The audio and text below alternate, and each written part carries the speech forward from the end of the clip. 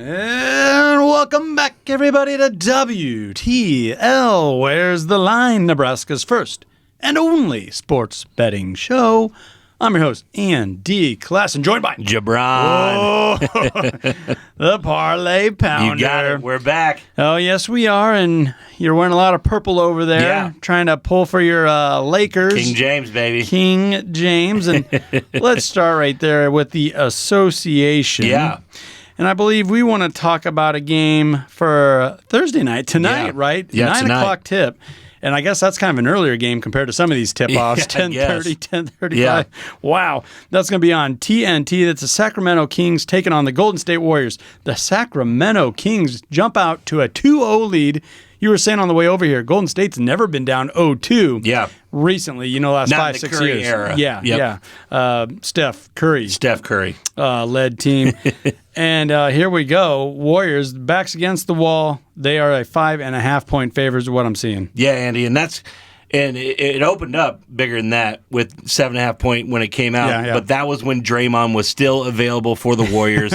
He just got sat down by the Poor league. guy. Just 1 game suspension. So he is out for game 3. So you see that point. I think it's going to get even closer by game time. Oh, yeah? That the Kings are so much money is going to flow in on the Kings that it's going to get a lot tighter line than that.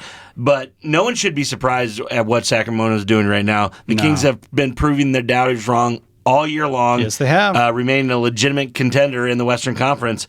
Game 3 is intriguing, Andy, because the Kings were the best road team in the Western Conference during the regular season, 25-26. Yeah. However, the Warriors were the second best home team with a 33-8 record at home. Yeah. Everything that I've been hearing on ESPN radio and on TV and everything is the Warriors cannot play on the road. They're back. They're back in San Fran. They're back in the Bay.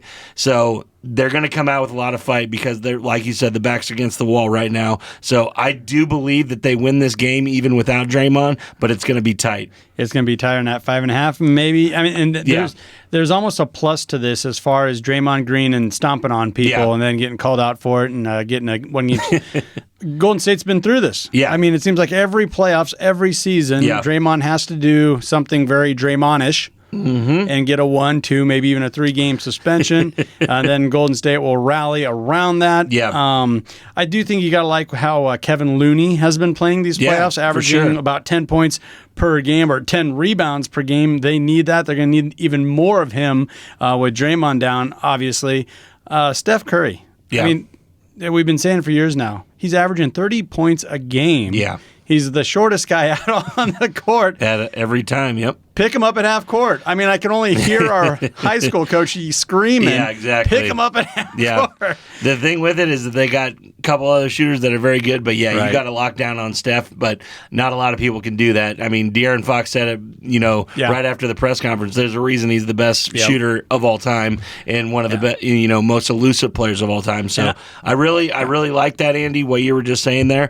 One thing that I really want to go into right now, Andy, is the series line is still plus money for the Warriors. Ooh. So it's a plus 150 bet. I know that's not a lot of value, but I still think it's a very good shot that the Warriors come back and win this just because of the reasons that we just said. Yeah, and I've been hearing a lot back and forth, really. Like, I can't get usually I can kind of find a trend between the talking heads out there on a line. But for the total here at 239.5, I hear 4 guys saying this, 4 guys saying that, and no one can agree. How are you leaning on this one? I'm going to sidestep that 239. If anything, I would go under. Yeah. But again, with Draymond out, there's going to be less defense in this game, and these shooters are going to be, throwing it up. Steph, Clay, Andrew Wiggins, all of them are going to be shooting lights out. De'Aaron Fox is going to be running. Malik Monk is going to be running. So I believe they can get to that total. If I had to lean, I would lean on the under. But again, I'm going to sidestep that and just go with the Warriors to win. I feel the exact same way. I'm gonna stay away from that. But if I had to bet it, I'd probably be looking at that under. And what's the latest with Sabonis? Because he was in a lot of pain there. Yeah, no, I think he's good to go. Obviously, he's going to try and get back there because a game without Draymond, he's going to be licking his lips trying to get as many points as he can. So I think Sabonis in, Draymond out. Warriors still get it. All right, let's move on to another intriguing matchup. That is the Phoenix Suns taking on the LA Clippers. That's a 9:30 tip at Crypto.com Arena. That's another nice arena there. Yeah. In LA. Rest in peace, Staples. Yep. And Phoenix. The road team is I'm looking at a 2.5 point consensus here across the books, kind of a 2.5 point average. That's what it is. Over under sitting at 227, Andy, 228, wherever you can find it best. If anything was made clear through the first two games, it is the Clippers and the Suns are evenly matched squads. Yeah. I know that's crazy that it sounds like with the big four over on Phoenix, but Kawhi Leonard is one of the best players in the NBA, and Russell Westbrook has shown that no matter his shooting, whatever, he's streaky shooting. There's Batmans, there's Robins. Yes, he's a great Robin. Exactly. That that provided me with the confidence that the Clippers can win this series, but definitely play better at home against this Phoenix team. And until Phoenix really gets that alpha, I really don't know if they can have the legs to win this championship, Andy. Really? I really like the Clippers in this game, but my best bet, Andy, is that over 227. I just think the total is hit over in each of the Clippers' last 5 home games, as well as 8 of the Suns' last 9 away games. So I just trending, this over is going to hit. Yeah, that over's at a minus 108, and little cliff note there, and I was gonna go to there as well. So I really like that you brought that up. Phoenix has smacked that over 4 of their last 5 games, extending back into the regular season. So everything is pointing towards smacking that over. I agree. In this one. Any other little nuggets? No, I mean, just like I said on the other one, the series right now is plus money for the Clippers to take this at a plus 260 to win this series. Obviously, that is a hard job to do against this Phoenix Suns team, but I think that's great value at plus 260 when they're at 1-1 going to Los Angeles for 2 games. So I really like that value for the Clippers to win this series at plus 260. So that is my little nugget if I had one. Yeah, and the Clippers are 4-1 straight up in their last 5 games. Yeah. Also, going back to that total, the Clippers have smacked the over 5 of their last 6 games. So and I think everyone saw that in that first matchup. Yeah. Kawhi Leonard just turns it back on. Yep. He's one of those special players that actually can do that. And Westbrook, I do think he's a great complimentary piece. For sure. He's fitting right in there. Paul George is doing his thing. Yeah, sitting on the bench. Well, hey. He's hurt. He's hurt too. But that's what the Clippers, this is kind of what you signed up for. This is what you thought you were going to see. And every once in a while you're going to get that matchup, and I think that's what the Suns have kind of gotten here. I agree. Should be an entertaining game. Should be a good one, to say the least. Should be fun. All righty, and then another night game, 7:30 Friday night. That's are you still a Cleveland fan? A little bit. LeBron's moved on, but the Cavaliers are heading on out to New York. To take on the surging Knicks. Would you say? I don't know, but they are the 1.5 point favorites. That over under the total set at 211.5. Yeah, Andy, and this is one of the better playoff matchups that we're going to get, just as both teams with the same amount of talent. Knicks and Cavs.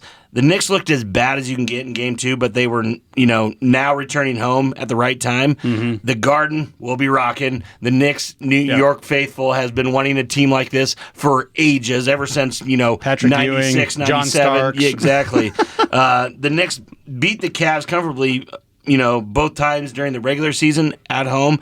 So, Julius Randle's back healthy. I really like the Knicks in this game. I'm going with the home team. But my best bet, Andy, is there's a first half spread at 0.5 points towards the Knicks. I really think they get out and go early in this one, so I'm taking them by a half point in the first half. I really think that's going to hit. I just think they got more gas. It's going to be rocking in there. Take that first half spread towards the Knicks. Man, 3/4 of the money. 75% of the money overall is coming in on the Cleveland Cavaliers. Yeah. So bettors, whether it's the Sharps, the Squares, whoever, they're all thinking Cleveland can get it done in the Garden, but you're not seeing it that way. No, I just don't think that's, apparent of what we saw the first 2 games. I mean, obviously the Knicks ran out of the building, but that was desperation mode for Cleveland. There's no way that they can drop 2 games in Cleveland to start the series and feel good going into New York. So that was a desperation move by Cleveland in Game 2 to get back, 1-1. And I really think the Knicks are going to have the same energy coming into New York in Game 3. First, playoff game the Knicks have hosted in a while that they feel really good about. Right, so I really like the Knicks in this one. I think they might win by 10+, just, kind of running away with it at the end. And you got to love Julius Randle. For sure. Double-double guy here in the playoffs, averaging over 25 points per contest and 10 rebounds per contest. Just a beast. He's the man. And golly, they're talking about trading him in this and that last couple of seasons. I'm really glad that New York kept him, and he is producing. As is on the other side, Donovan Mitchell. Yeah, Spider. My God, 28 points per game, and as you mentioned, just showed out the last time there in Cleveland. Donovan Mitchell and Darius Garland are one of the best backcourts in the entire NBA that don't get enough recognition. Right, but again, this game's in New York. Yep. Go Knicks. I think they get it done on Friday night. Do you got a parlay play, or are you going to save it? I'm going to save a parlay play for later in the broadcast. Keep the viewers wanting it, But no, Knicks, Clippers, Warriors. There we go. Okay. Yeah, if you guys slap it together however you need to. Well, let's take a quick minute to recognize one of our fabulous partners, and that is the Nebraska Brewing Company. We've been enjoying the Ale Storm, the official beer of Omaha's AAA baseball team, the Storm Chasers. Specifically crafted, offering a flavorful balance between a Pilsner malt and Sterling hops, making it the perfect baseball beer. I can attest to that. I think it's pretty good. Yes, very good. Perfect baseball beer for a perfect baseball team. Brewed in America by Americans right here in Nebraska. Yeah. World class in every glass. Don't go anywhere. This is WTL.